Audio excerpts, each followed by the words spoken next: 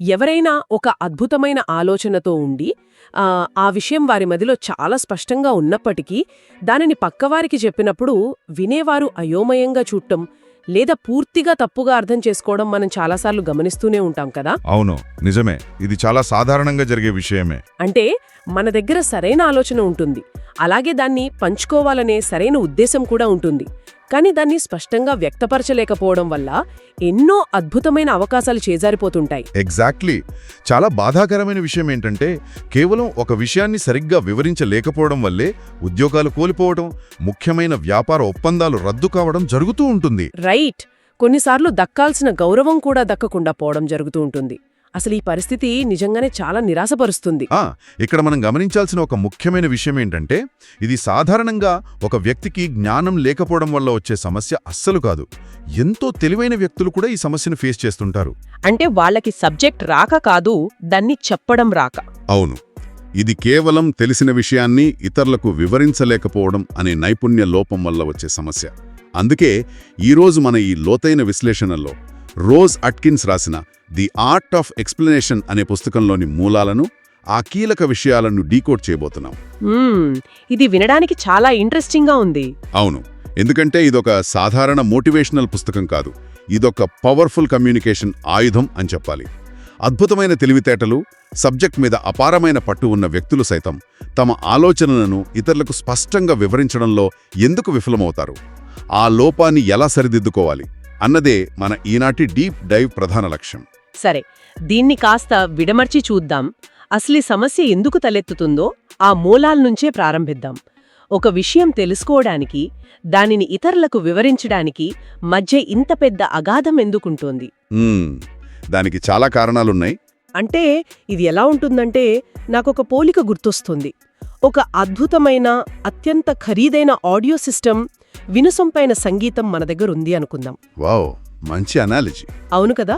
కానీ ఆ సంగీతాన్ని పాడైపోయిన లేదా వైర్లు తెగిపోయిన స్పీకర్ల ద్వారా బయటకు ప్లే చేస్తే ఎలా ఉంటుంది?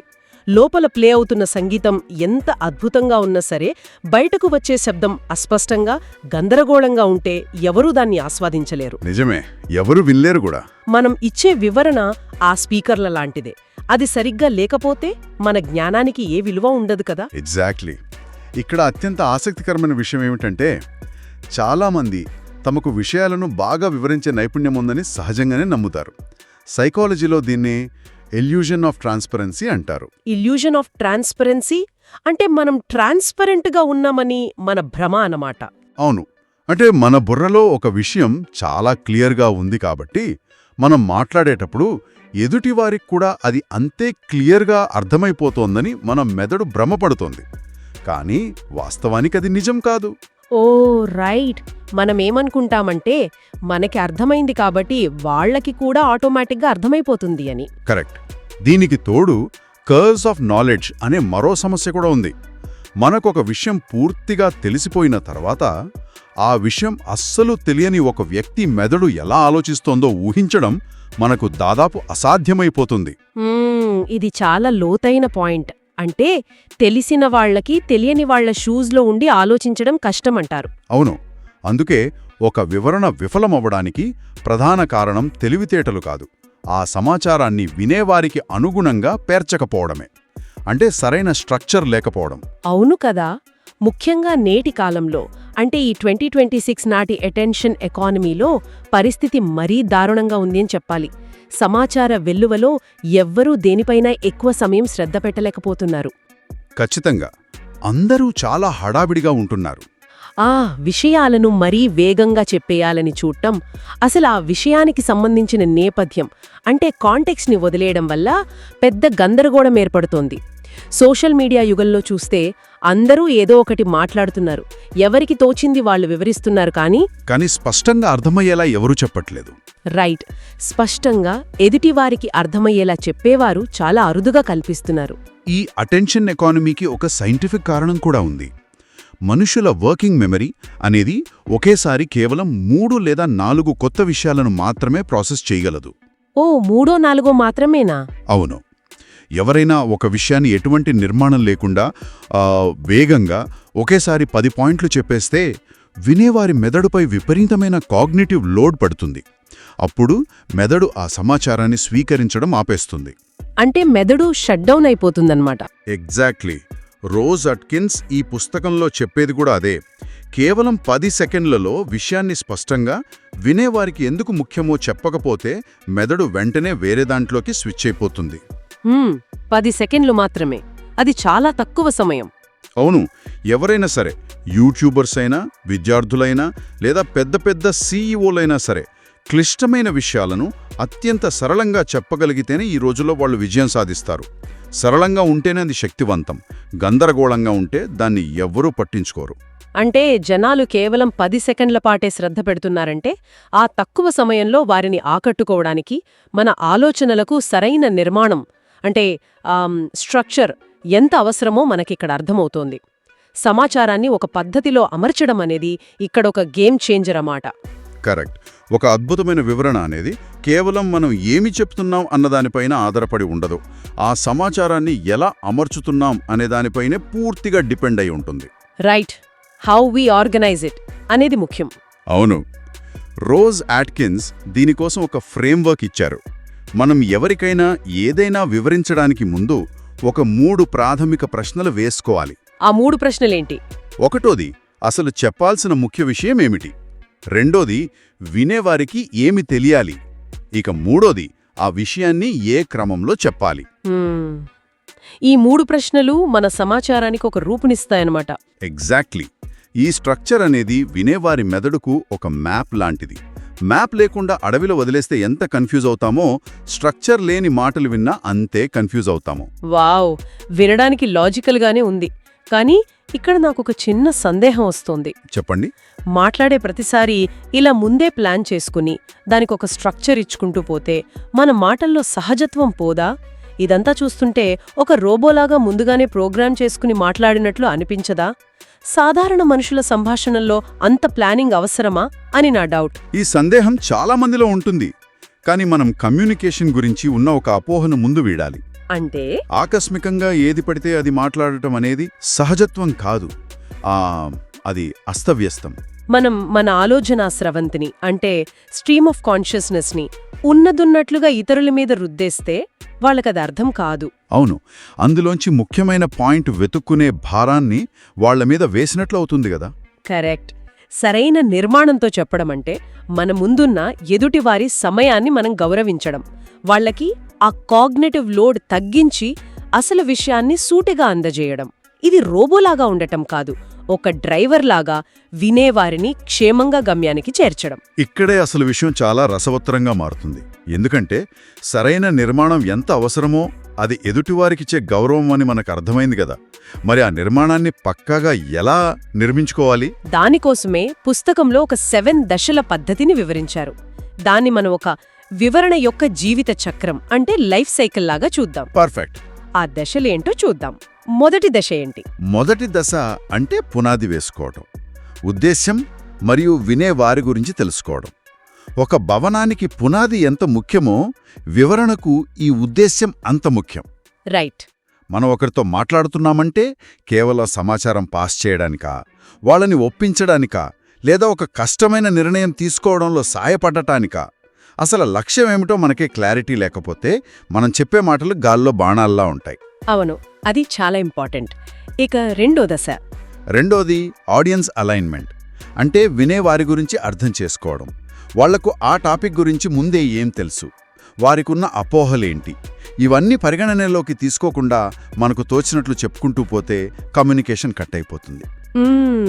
ఒకసారి ఉద్దేశ్యం, వినేవారి స్థాయి అర్థమయ్యాక మనం అత్యంత కష్టమైన ఫేజ్లోకి అడుగు పెడతాం. అదే అనవసరమైన వాటిని తొలగించడం అంటే ప్రూనింగ్. అవును, ఇదెంత కష్టమో తెలుసా?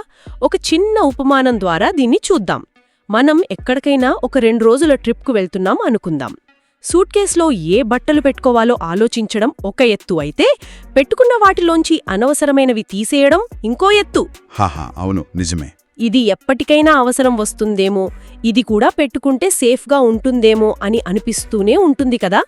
మన మెదడులోని సమాచారం కూడా అంతే. మనకొక సబ్జెక్ట్ మీద చాలా రీసెర్చ్ చేసి తెలుసుకున్న విషయాలుంటాయి. ఆ అదనపు సమాచారాన్ని అంతా పక్కవారి మీద రుద్దేయాలని చూస్తాం. కానీ దాన్ని కత్తిరించడం చాలా కష్టం. ఆ సూట్ కేస్ పోలిక చాలా అద్భుతంగా సరిపోయిందిక్కడ. మనం ఎంతో కష్టపడి నేర్చుకున్న ప్రతి చిన్న పాయింట్ ఇతరులకు చెప్పేయాలని మన ఈగో కోరుకుంటుంది. రైటర్స్ భాషలో దీన్ని కిల్ యోర్ డార్లింగ్స్ అంటారు. కిల్ యోర్ డార్లింగ్స్ అంటే మనకు ఇష్టమైన పాయింట్స్ని కూడా అవసరం లేకపోతే తీసేయాలి అని. అవును, రోజ్ అట్కిన్స్ దీనికోసం ఒక అద్భుతమైన టెక్నిక్ చెప్పారు. ముందుగా మన మొత్తం వివరణకు ఒక నార్త్ స్టార్ అంటే ఒక ప్రధాన లక్ష్యాన్ని నిర్దేశించుకోవాలి. ఆ తర్వాత మన దగ్గరున్న ప్రతి సమాచారాన్ని ప్రశ్నించుకోవాలి. ఈ ఒక్క ముక్క మన నార్త్ స్టార్ను చేరుకోవడానికి సహాయపడుతుందా అని. అలా అయితే ఫిల్టర్ చేయడం ఈజీ అవుతుంది. అవును, సమాధానం లేదు అయితే అది ఎంత ఆసక్తికరమైన ఫ్యాక్ట్ అయినా సరే నిర్దాక్షిణ్యంగా తీసేయాలి. ఎందుకంటే ఎక్కువ సమాచారం ఇస్తే ఎక్కువ క్లారిటీ వస్తుందని మనం భ్రమపడతాం. కానీ వాస్తవానికి అనవసరమైన సమాచారం ఎంత పెరిగితే అసలు పాయింట్ అంత నీరుగారిపోతుంది. పర్ఫెక్ట్. ఇక పునాది పడింది, అనవసరమైన చెత్త తొలగించాం. ఆ తర్వాతొచ్చే 4వ దశ స్పష్టమైన నిర్మాణం. అంటే ఒక ప్రయాణంలా మొదలు, మధ్య, ముగింపు ఉండాలి కదా. కరెక్ట్. దారి తప్పే చిక్కుముడిలా కాకుండా ఆడియన్స్ని సాఫీగా తీసుకువెళ్ళాలి. ఇక 5వ దశ ప్రెజెంటేషన్లో వాడే భాష. ఇక్కడ మనం ఎంచుకునే భాష, వాడే పదాలు చాలా కీలకం. పుస్తకంలో ఏమంటారంటే స్పష్టమైన భాష వాడాలని, కష్టమైన వృత్తిపరమైన పదాలు అంటే జార్గన్ వాడకూడదని. అంటే ఒక 12 ఏళ్ల పిల్లాడికి అర్థమయ్యేలా చెప్పాలి అంటారు కదా. అవును, సింపుల్గా చెప్పాలి. కానీ ఇక్కడ నాకు డౌట్ వస్తోంది. జార్గన్ అనేది నిపుణుల మధ్య ఒక షార్ట్కట్ లాంటిది కదా. ఇద్దరు సాఫ్ట్వేర్ ఇంజనీర్లు మాట్లాడుకుంటున్నప్పుడు ప్రతి పదాన్ని సింప్లిఫై చేస్తే టైం వేస్ట్ అవుతోంది కదా. ఎందుకు ఎప్పుడూ సింపుల్గానే చెప్పాలి? ఇది చాలా వ్యాలిడ్ పాయింట్. ఇద్దరూ ఒకే స్థాయి నిపుణుల మధ్య జార్గన్ వాడకం తప్పు కాదు. అది సమయాన్ని ఆదా చేస్తుంది కూడా. కానీ సమస్య ఎక్కడొస్తోందంటే ఆ జార్గన్ను నిపుణులు కానివారితో మాట్లాడేటప్పుడు కూడా అలవాటులో పొరపాటుగా వాడేయడం. ఓ రైట్, అది ఎదుటివాన్ని కన్ఫ్యూజ్ చేస్తుంది. అవును, లేదా అవసరం లేకపోయినా తాము ఎంతో టెక్నికల్ అనిపించుకోవడానికి కావాలని వాడటం.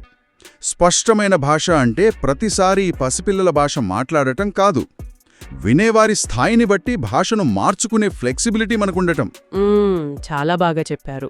అలాగే 6వ దశ ఆత్మవిశ్వాసం. అంటే ఈ ప్రెజెంటేషన్ ఫేజ్లో కాన్ఫిడెన్స్ కూడా అంతే ముఖ్యం. వాయిస్ టోన్, వేగం సరిగ్గా లేకపోతే ఎంత మంచి కంటెంట్ ఉన్నా బోర్ కొట్టేస్తుంది. అవును, చెప్పే విధానం డల్గా ఉంటే ఎవరూ వినరు. ఇక 7వ దశ సరిదిద్దుకోవడం, మెరుగుపరుచుకోవడం. ఫైనల్గా ఎక్స్ప్లెనేషన్ అనేది ఒక్కసారితో పూర్తయ్యే ప్రక్రియ కాదు. దానిపై ఫీడ్బ్యాక్ తీసుకుంటూ మళ్లీ రిఫైన్ చేసుకుంటూ ఉండాలి. ఇదంతా వింటుంటే అసలు ఏ విషయాన్నైనా సింపుల్గా, స్పష్టంగా చెప్పడమే సరైన పద్ధతి అని అర్థమవుతోంది. అయినా సరే సమాజంలో చాలామంది ఎందుకు కావాలని విషయాలను సంక్లిష్టం చేస్తారు? మామూలుగా చెప్పగలిగేదాన్ని కూడా అర్థంగాని పదాలతో ఎందుకు చుట్టేస్తారు? దానికి మూల కారణం భయం మరియు అభద్రతాభావం. సమాజంలో చాలామందికి ఒక అపోహ ఉంది. సరళత అనేది సబ్జెక్ట్ డెప్త్ లేకపోవటానికి సంకేతం అని వాళ్ళనుకుంటారు. అంటే సింపుల్గా చెబితే వీళ్ళకి పెద్దగా నాలెడ్జ్ లేదు అనుకుంటారని భయం. అవును, ఎవరైనా సరే విషయాలను కష్టంగా, గందరగోళంగా మార్చేయగలరు. అందులో పెద్ద గొప్పేమీ లేదు. కానీ కొద్దిమంది మాత్రమే ఎంత కష్టమైన విషయాన్నైనా సరళంగా చెప్పగలరు. చాలామంది విషయాలను ఎందుకు క్లిష్టతరం చేస్తారంటే తాము చాలా తెలివైన వారిలా, ఒక పెద్ద మేధావిలా కనిపించాలని. రైట్, ఎదుటివారిని ఇంప్రెస్ చేయడానికి అన్నమాట. అవును, సులభమైన మాటల్లో చెబితే ఇతరులు తమని తక్కువ అంచనా వేస్తారేమో అన్న భయంతో అలా చేస్తారు. కానీ రిచార్డ్ ఫెయిన్మాన్ లాంటి నోబెల్ బహుమతి గ్రహీతలు ఏమంటారంటే, మీరొక విషయాన్ని సరళంగా వివరించలేకపోతే ఆ విషయం మీకు సరిగ్గా అర్థం కానట్లే అని. వావ్, అదెంత నిజమో కదా. వాస్తవానికి స్పష్టత అంటేనే తెలివితేటలు. Clarity is intelligence. ఈ పాయింట్కి వాస్తవ జీవితంలో మనకు ఎన్నో ఉదాహరణలు కనిపిస్తాయి. ఒక ఉద్యోగ ఇంటర్వ్యూనే తీసుకోండి. చెప్పండి. ఇద్దరు అభ్యర్థులకు ఒకే స్థాయి టెక్నికల్ నాలెడ్జ్ ఉండొచ్చు. కానీ ఆ కాంప్లెక్స్ సబ్జెక్ట్ను ఇంటర్వ్యూ చేసేవారికి ఎటువంటి గందరగోళం లేకుండా స్పష్టంగా, సరళంగా కనెక్ట్ అయ్యేలా చెప్పగలిగేవారికి ఉద్యోగం వస్తుంది. ఖచ్చితంగా. అలాగే యూట్యూబ్లో కూడా గమనిస్తే ఎవరైతే తమ ఆడియన్స్కి కాగ్నిటివ్ లోడ్ పడకుండా ఎంతో క్లియర్గా విషయాలను విడమర్చి చెబుతారో ఆ క్రియేటర్లే త్వరగా ఎదుగుతారు. ఎందుకంటే స్పష్టత వల్ల చూసేవారికి నమ్మకం ఏర్పడుతుంది, ఆ నమ్మకం వల్ల ఆటోమేటిక్గా వారి మాటలకు ఒక విలువ, ప్రభావం పెరుగుతాయి. ఈ విషయం ఒక ముఖ్యమైన ప్రశ్నను లేవనెత్తుతోంది. అసలు ప్రొఫెషనల్ ప్రపంచంలో సరళంగా ఉండటం అంటే ఎలా? అంటే చాలామంది అనుకునేదేంటంటే, ఒక మీటింగ్లో సీనియర్ మేనేజ్మెంట్ ముందు ఒక క్లిష్టమైన ఫినాన్షియల్ రిపోర్ట్ లేదా కోడింగ్ ఆర్కిటెక్చర్ ప్రజెంట్ చేస్తున్నప్పుడు అందులోని కష్టమైన జార్గన్ వాడి వారిని ఇంప్రెస్ చేయాలి అని. కానీ అక్కడ సింపుల్గా చెబితే సబ్జెక్ట్ డెప్త్ లేదని వాళ్ళు అనుకోరా అన్న భయం అందరిలో ఉంటుంది. అవును, ఖచ్చితంగా ఆ భయం ఉంటుంది. ఒక బోర్డ్ రూంలో అందరూ సూట్లు వేసుకుని కూర్చున్నప్పుడు మనం మరీ సింపుల్గా మాట్లాడితే తేలికైపోతామేమో అనిపిస్తుంది కదా. కానీ ఇక్కడ ఒక అద్భుతమైన సైకలాజికల్ ఫ్యాక్ట్ ఉంది. ఒక సబ్జెక్ట్ పట్ల ఒక వ్యక్తికి ఎంత లోతైన పట్టు ఉంటే వారు ఆ సబ్జెక్టును అంత సరళంగా విడగొట్టగలరు. ఆ బోర్డ్ మెంబర్స్ కూడా మనుషులే, వాళ్ళ వర్కింగ్ మెమరీ కూడా లిమిటెడ్గానే ఉంటుంది కదా. అవును, వాళ్ళకు కూడా ఒకేసారి అన్నీ ప్రాసెస్ చేయడం కష్టమే. ఎగ్జాక్ట్లీ. వాళ్లకు తెలియని టెక్నికల్ జార్గన్ వాడి వారిని గందరగోళానికి గురి చేయడం నైపుణ్యం అనిపించుకోదు. ఆ కాంప్లెక్స్ ప్రాసెస్ను ఒక రోజువారీ ఉదాహరణతో కనెక్ట్ చేసి వారందరికీ ఒకేసారి ఓహో ఇదా విషయం, ఇది ఇంత సింపులా అనిపించేలా చేయడమే అసలైన నైపుణ్యం. చాలా పవర్ఫుల్ పాయింట్ ఇది. సరళంగా చెప్పడం అంటే సబ్జెక్ట్ డెప్త్ను తగ్గించడం కాదు, ఆ డెప్త్ను అందరికీ అందుబాటులోకి తీసుకురావడం. వావ్, ఇదంతా చూస్తే మనకు అర్థమయ్యేదేమిటి అని ఆలోచిస్తే, ఈ ఆర్ట్ ఆఫ్ ఎక్స్ప్లెనేషన్ అనే పుస్తకంలోని సూత్రాలను నిత్య జీవితంలో అన్వయించుకోవడం అంటే ఏమిటో చాలా క్లియర్గా తెలుస్తోంది. అవును. ఎవరితోనైనా మాట్లాడే ముందు, ఏదైనా ప్రెజెంటేషన్ ఇచ్చే ముందు ఒక్క క్షణం ఆగి ఈ 3 విషయాలను సమీక్షించుకోవాలి. నేను చెప్పాలనుకుంటున్న అసలు పాయింట్ ఏంటి, దాన్ని నేను ఎంత సింపుల్గా, ఎంత స్పష్టంగా చెప్పగలను, ఎదురుగా ఉన్న వినేవారికి నిజంగా ఏం కావాలి, ఈ 3 సరిచూసుకుంటే ఏ కమ్యూనికేషన్ అయినా సక్సెస్ అవుతుంది, రైట్? ఖచ్చితంగా. జీవితంలో ఒక వ్యక్తికి ఎంత నాలెడ్జ్ ఉంది అన్న దానివల్ల వారెప్పుడూ ఓడిపోరు. వారికి తెలిసినది ఎదుటివారికి అర్థం కానప్పుడే, దాన్ని సరిగ్గా వివరించలేకపోయినప్పుడే వారు ఓడిపోతారు. నిజమే. వివరణ అనేది ఒక వంతెన లాంటిది. అవును. ఒక వ్యక్తి బుర్రలో ఉన్న ఆలోచనలు ఎంత అద్భుతమైనవైనా వాటిని ప్రపంచానికి వ్యక్తపరచలేకపోతే అవి ఎప్పటికీ అదృశ్యంగానే ఎవరికీ ఉపయోగపడకుండా మిగిలిపోతాయి. ది ఆర్ట్ ఆఫ్ ఎక్స్ప్లెనేషన్ అనేది కేవలం మనం మాట్లాడటం గురించి మాత్రమే కాదు. మరి దేని గురించి? అది మన మాటలు ఇతరుల చెవుల వరకు చేరేలా, వారు దాన్ని సులభంగా అర్థం చేసుకునేలా మరియు ఆ మాటలకు విలువనిచ్చేదా చేయడం గురించిన ఒక సైన్స్. ఈ విధానం నేర్చుకుంటే ఒకరు కేవలం మాట్లాడడం కాదు, స్పష్టంగా వివరిస్తారు. అప్పుడు ప్రపంచం వారి మాట వింటుంది, దాన్ని గుర్తుపెట్టుకుంటుంది మరియు వారిని నమ్ముతుంది. చాలా అద్భుతంగా విశ్లేషించారు. ఈనాటి డీప్ డైవ్ను ముగించే ముందు వింటున్న వాళ్లని ఈ విషయాలన్నింటినీ ఒక సరికొత్త కోణంలో ఆలోచింపజేసే ఒక చిన్న పాయింట్ చెప్పాలనుకుంటున్నాను. తప్పకుండా చెప్పండి. ఒక్కసారి ఈ కోణంలో ఊహించుకుందాం. క్యాన్సర్ లాంటి ప్రాణాంతక వ్యాధులకు మందు, లేదా ఈరోజు ప్రపంచం ఎదుర్కొంటున్న వాతావరణ మార్పులను అరికట్టే అత్యంత అద్భుతమైన పరిష్కారం బహుశా ఇప్పటికే ఏ మూలనో ఒక శాస్త్రవేత్త లేదా రీసెర్చర్ బుర్రలో పుట్టిండవచ్చు. అయ్యుండొచ్చు. కాని ఆ మహామేధావి తన మైండ్లో ఉన్న ఆ అద్భుతమైన ఆలోచనను ఫండింగ్ ఇచ్చే ఏజెన్సీలకో, ప్రభుత్వాలకో సరియైన రీతిలో వివరించలేకపోవడం వల్లే ఆ ప్రాజెక్టులకు డబ్బులు రాక ఆ గొప్ప పరిష్కారాలు ఇంకా ఆ వ్యక్తి మెదడులోనే ఎప్పటికీ బయటకు రాని బందీలుగా ఉండిపోయాయేమో కదా. వావ్, ఇది నిజంగా రోమాలు నిక్కబొడుచుకునే ఆలోచన. అవును కదా. కేవలం స్పష్టంగా వివరించలేకపోవడం అనే ఒక్క చిన్న అవరోధం వల్ల ఈ మానవ సమాజం ఇప్పటికే ఎన్ని అద్భుతాలను, ఎన్ని ప్రాణాలను రక్షించే అవకాశాలను కోల్పోయిందో గమనిస్తే ఆశ్చర్యంతో పాటు ఎంతో భయం కూడా వేస్తోంది. కమ్యూనికేషన్ అనేది కేవలం ఒక స్కిల్ కాదు, అది ప్రపంచాన్ని మార్చగల లేదా మార్చకుండా ఆపేయగల ఒక సాధనం.